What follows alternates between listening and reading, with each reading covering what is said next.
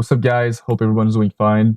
My name is Charlatan Boucher, and today I'll be reviewing some crashes that happened during the last round of the Esports Racing Canada Championship League. So yeah, we'll be going over the crashes, what you guys could have done different, and yeah, that's pretty much it. So without further ado, let's go check those crashes. All right, so reviewing this first incident between Greg and Jacob. We can see Greg here is trying to make a move on Jacob. Breaks a bit too late. These scars you don't want to break. You don't want to outbreak yourself since 50 meters is way too much. As you can see, he enters the corner. Got too much speed. Tries to turn. He tries to turn the steering more aggressively, but in these cars, the rear end is really happy already to begin with. So the extra turning made the rear end spin. As you can see right there, he spun. Jacob had a great reaction, opening up the steering in order to not get caught up in Greg's spin. And then if we go further behind, we see a bit of contact right there. I'm guessing caused because Jeremy saw Greg spin and tried to sort of predictate. I'm not sure if it's a word, but he tried to predict. Yeah, there you go. Predict. I'm really good at English, as you can see. But yeah, he tried to predict where Greg would go and sort of went forward, not forward, but straight on. And yeah, Riley didn't see that coming since I'm guessing he's on a single screen and his FOV is restricted. So I didn't really see Jeremy go straight on. And so that's what caused the contact. But what Jeremy could have done different is break a bit earlier and try to stick inside and follow a single line, a predictable line, so that the other drivers behind would know where he would go, technically. So yeah, if he would have held the inside, Riley would have known where his car would be at, and also he would have been fine to clear the wreck. Since usually when somebody's spin out in a corner, they go towards the outside. So you kind of want to hold the inside as much as you can. That's sort of like the golden rule if you want in avoiding a spin in a corner. And yeah, that's about it for the first one. Let's go to the second one. All right, so for the second crash, we are gonna take a look at Daniel Silva and Eric Legault. I'll just say it like man. All right, for the second crash, we'll be taking a look at Daniel Silva and Eric Legault's contact going into the uphill section. Yep. So as we can see, Daniel is super close to Eric's bumper. And right there, he sort of goes for the move and backs out. As you can see, Eric sort of predicted him going inside. But right there, if we take a look, he's not there yet. And Eric decides to cut back to the inside since Daniel wasn't there. And boom, there's contact. What Daniel could have done different, because I think this contact is more on Daniel than Eric, since when you go for a move, you want to be confident. You don't want to hesitate, because hesitating leads to contact. And as you can see, this is a good example. He sort of goes for it, backs out, and then goes back. Tries to go back on the attack on Eric. A general rule that I like to use when either stewarding a league or even racing in general is when you go for a move, you don't want to hesitate, and you want to be able to be your front wheels equal to his rear wheels. So, for example, right there, that was not the case. His front nose was right next to his Eric's rear wheels. That's sort of I would call it. I would say it's not of a not big enough of an overlap to be able to, say that you had a you had your place in this instant. Um, so yeah, I think Daniel should have backed off and try to overtake Eric a bit later in the race, since he had no overlap on this corner, and he wasn't able to get his front wheel equal to the rear wheels of Eric. So that pretty much sums it up. And after that, of course, other people were involved. I think, was it Bryce? Yeah, exactly.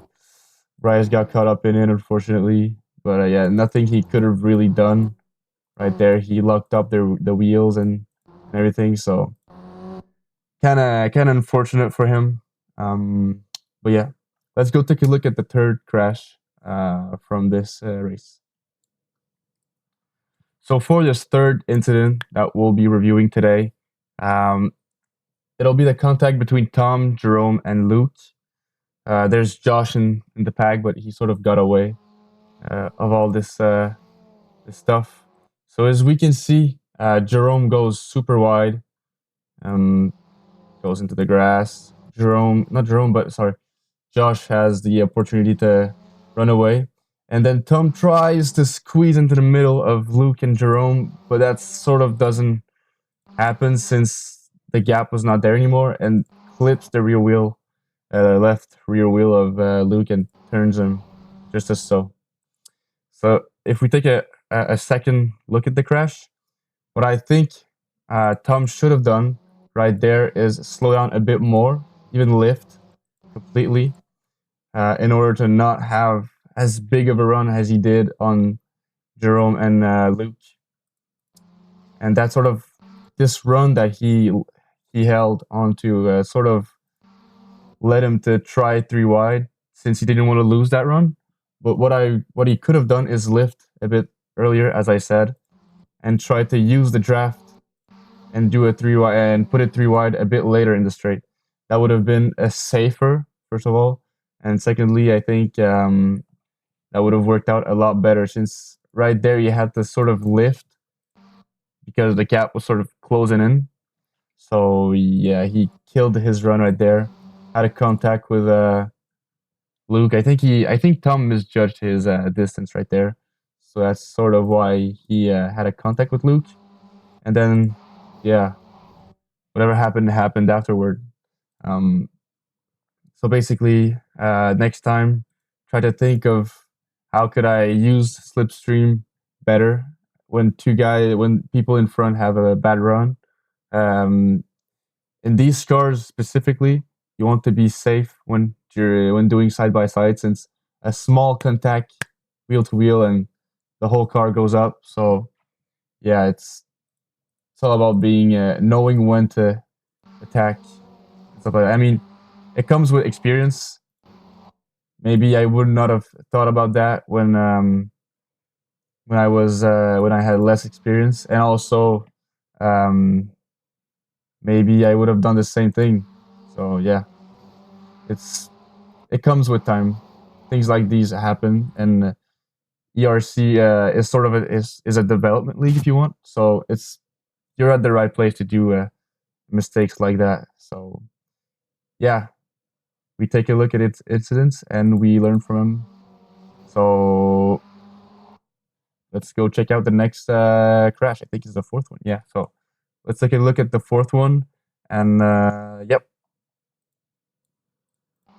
All right. So for this fourth incident, we'll be taking a look at Daniel and Jeff's contact in the front stretch.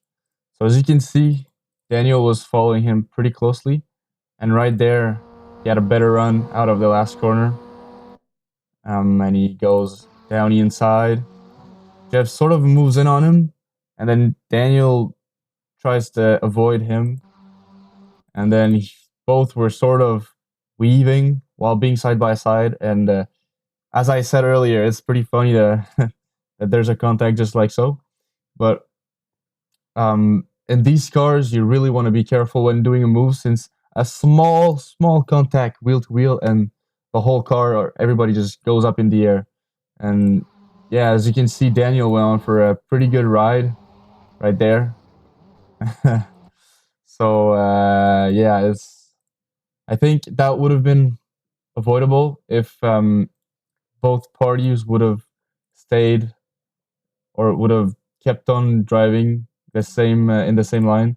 You sort of see Daniel, but Jeff move towards Daniel, and then Daniel does the same thing towards Jeff.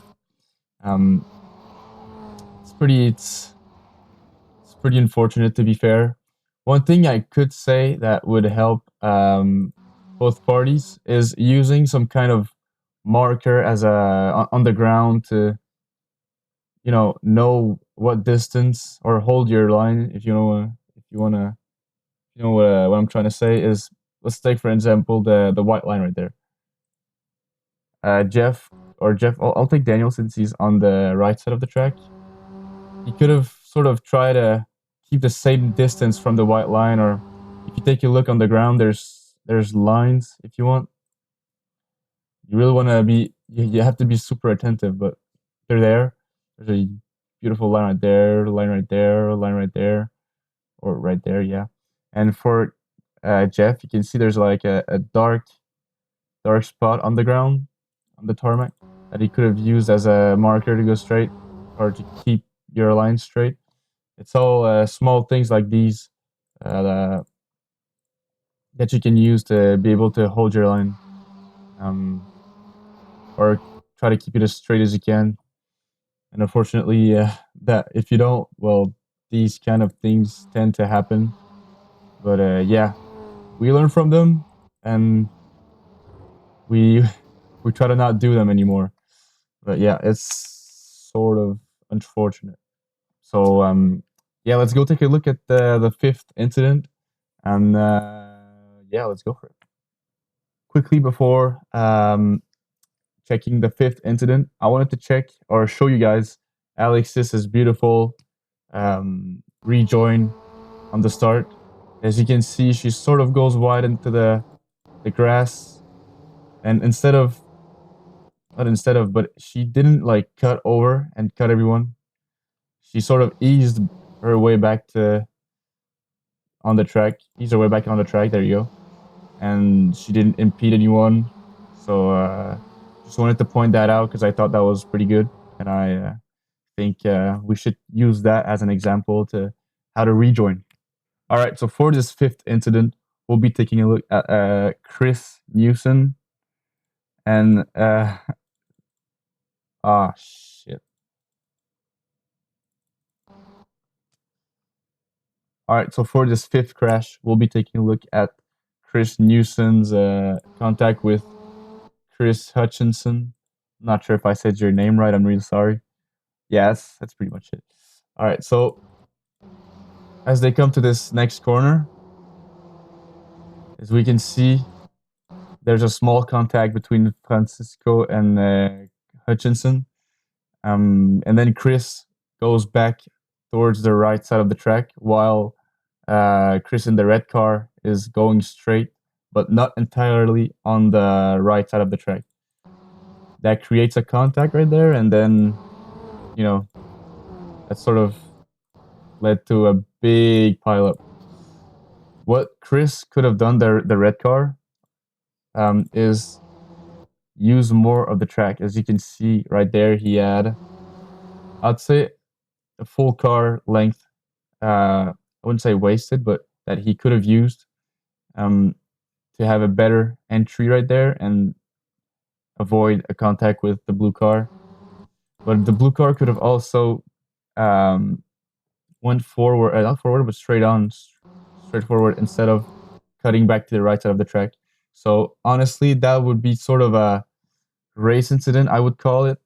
But both parties could have done a little something different to help not have a contact right there.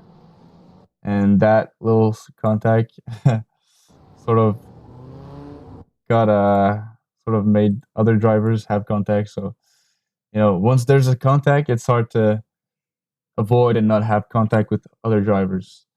So yeah, that's pretty much it for the fifth one. Let's go check the sixth contact. So for this next contact, it happens in turn 1.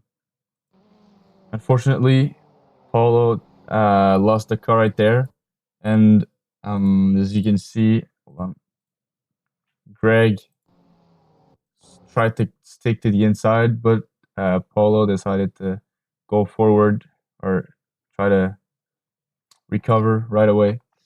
Um, Unfortunately, these types of these types of incident happen a bit too often.